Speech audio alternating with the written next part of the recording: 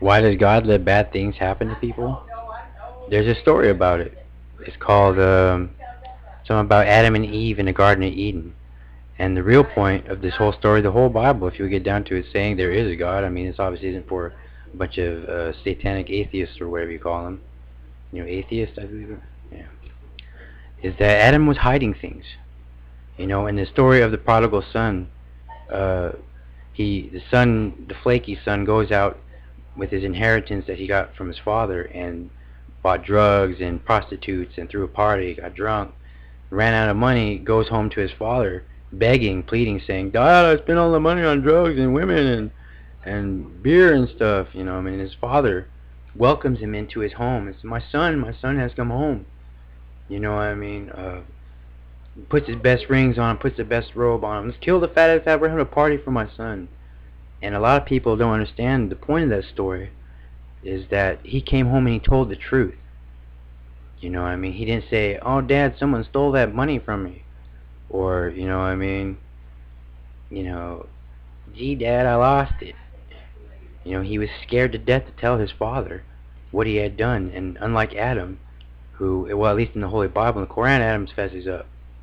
The Quran, Islam. But in the Holy Bible, Adam screws up. He says, "The woman you gave didn't." And that's why God lets bad things by the sweat of your brow. That people maybe take things for granted. They're always trying to change things, take the shortcut around. Like people are afraid to be afraid, or they're afraid to be angry. That the big thing about it's not a battle against good and evil. It's the knowledge of right and wrong. It's that for me and Nathan, as Deus and Deus, God and the devil, my duality paradox, is that I call him Nathan, my dark side. It's just me, but I call him Nathan because I give him a face and name, perspective. It's actually my rage. I'm just like dissociative disorder. But that me and Nathan, we accept that we're different, and not only that, we appreciate our differences. So I'm not trying to make him more nice, and he's not trying to make me smarter or more confident. Because I'm so quiet spoken, soft spoken. So that's the best thing about being schizophrenic. The worst thing about being a schizophrenic is the raging emotions. You know what I mean? Like, I guess they call them menacing voices or something like that. Like, not so much as fear or anger. It's almost like I'll be thinking that someone could read my mind, and then inside my head I hear voices calling them derogatory slurs, real awful names, you know what I mean? And it makes me, there's just this feeling in my, from a perception of the environment, there's just like this overload of perception, and it's painful. And that's the worst thing about being a schizophrenic.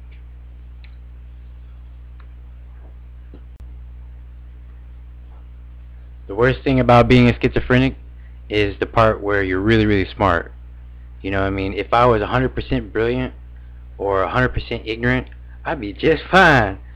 As it so happens, I'm a little bit of both, as in most people are.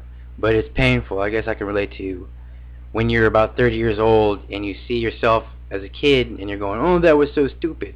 But when you're a kid, it didn't seem stupid. Now that you're 30, though, and looking back, "Oh, that was so stupid." When you're a kid, it was, you know what I mean?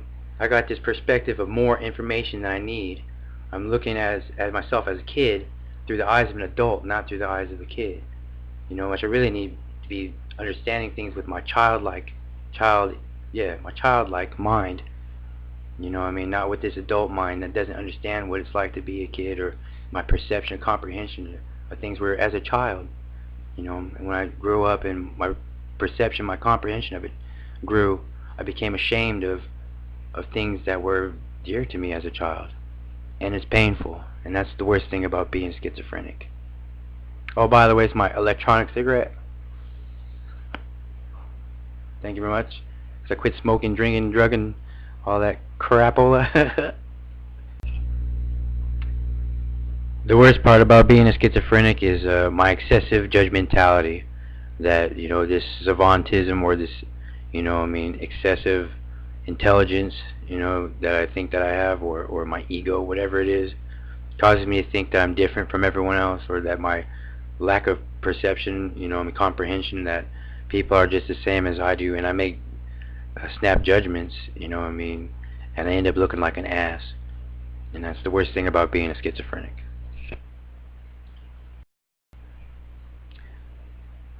The scariest thing about being a schizophrenic are, for me anyways, are the delusions. You know what I mean? Uh, when I was a kid, it's like trying to remember to put my shoes away or keep the refrigerator door closed or close the front door. You know what I mean? When I'm like 18, it's like, not to close the bathroom door all the way or demons will come through the walls, and get me, because keeping in contact with my environment, letting people know where I was at, not hiding things became like very, very important. The devil was always out to kill me, and he was trying to destroy, because since I was God, he was trying to really, really hurt me as bad as he could, prove me imperfect.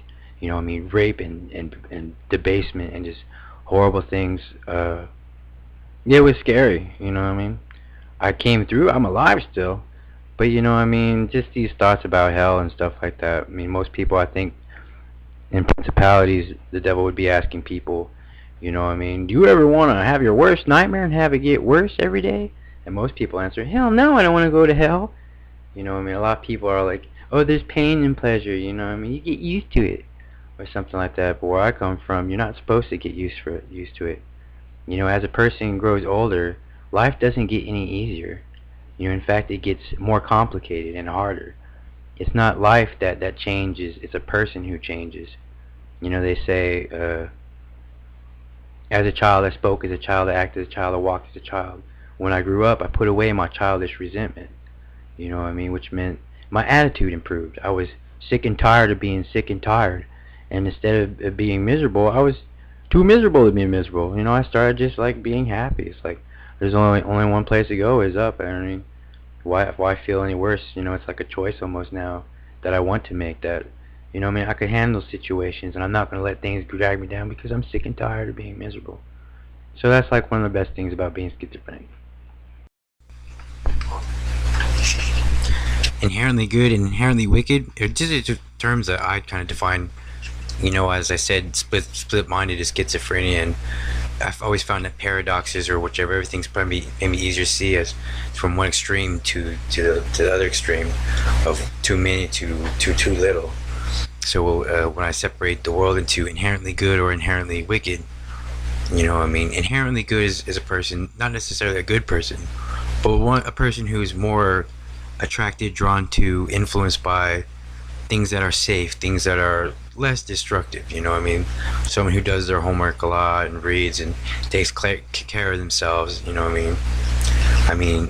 These things can also be driven by the ego, which is more of inherently wicked kind of thing. Inherently wicked people tend to find merit or reward in things which are actually destructive. Of course, they don't see these things as being destructive.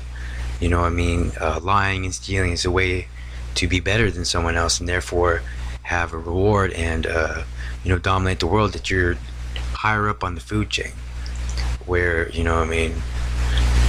inherently good people would say more like, well, you're part of the family and that makes you a better person, that that you know how to behave yourself, instead of cause destruction, you're helping everyone out or being a better friend. Which would, me and Nathan have these battles with each other where I'm the gay villain all the time. Like Superman would be a gay villain, but a better example would be Gaston from Beauty and the Beast.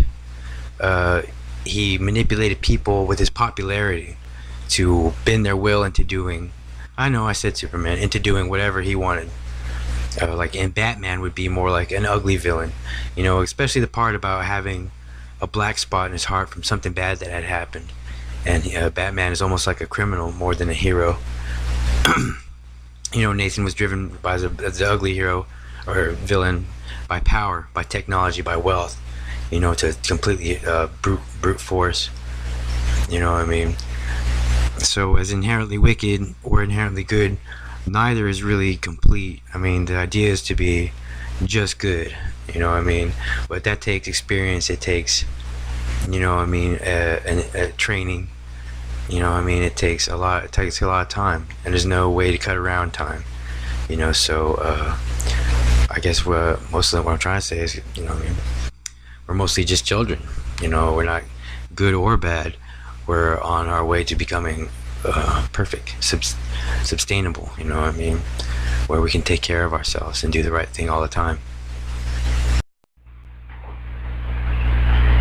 The difference between multiple personality disorder and schizophrenia.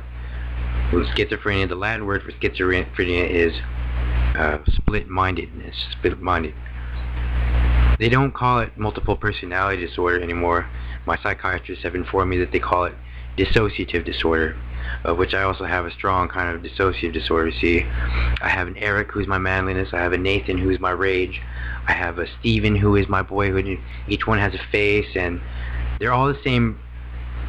They all seem like they all have their own different personalities. Like Steven is a boy, and he represents a part of me, which is why they don't call it really multiple personality anymore, because it's just me from a different kind of perspective of my own self.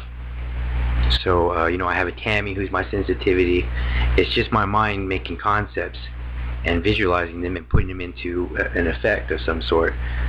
They say for dissociative disorder, Nathan will come out during a trauma or something like that when I need to be angry and I'm afraid to let myself be angry. Nathan will take over, and then he'll regress back into my memories, and then I won't remember what Nathan had just done, even though I am Nathan. I was the one doing it, because I couldn't admit to myself to be Nathan. Nathan and Steven don't get, Nathan and Tammy don't get along, because Tammy's my sensitivity to her rage is a completely horrible, what a bad person, I am, they won't get along with each other. There was all this turmoil. Steven was fear and anger, and Eric was my anger, and Eric was always trying to turn fear into, fear's a wimp, he's too weak, he's just a boy. Come on, Steven, you gotta change, you gotta grow up, I hate you being, you're such a weenie. And then of course Steven's getting mad at this, and he just smile and everything like that, but he hated Eric a whole lot, and he wanted to do bad things to him because Eric was always riding his butt, trying to get him to change him into something.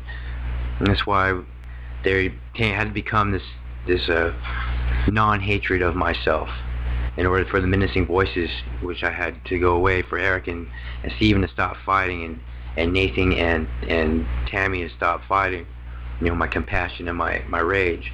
But in order for them to get along, they had to accept one another and appreciate how they were different from each other, and that's where they learned to compromise and talk things out, and I guess when you'll find, or many people do find, to the younger audience and to people that already know already, when you get yelled at or people will argue, it's not really a big deal, they're just words, and you'll find that most people actually do care about you. If they're yelling or upset like that, it's no big deal, for the most part. Really, all in all, if people think that you're not trying to do anything bad to them, they're not going to do anything bad to you.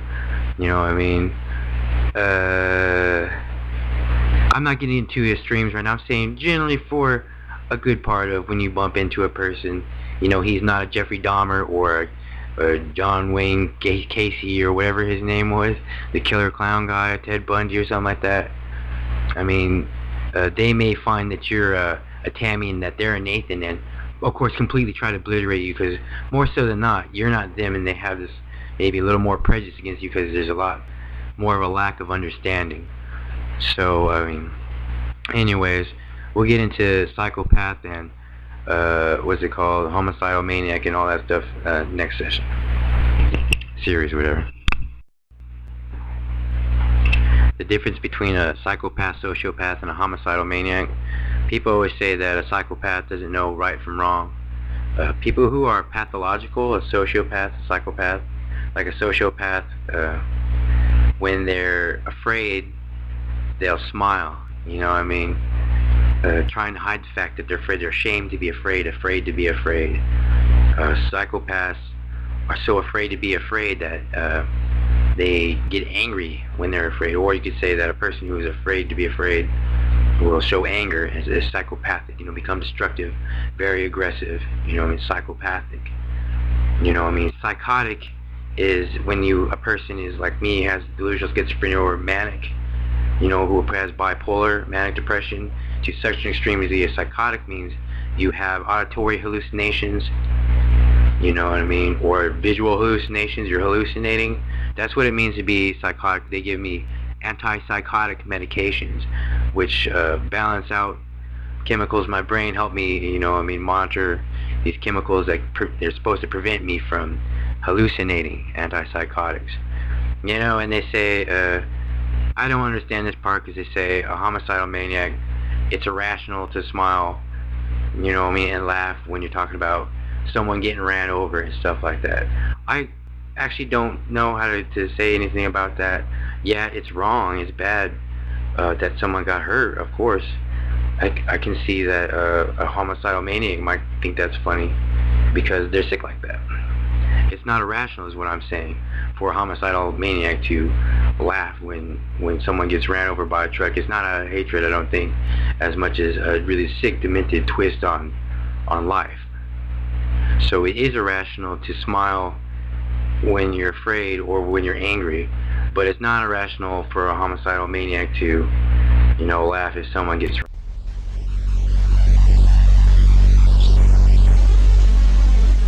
Left my electronic cigarette. This is about mistakes,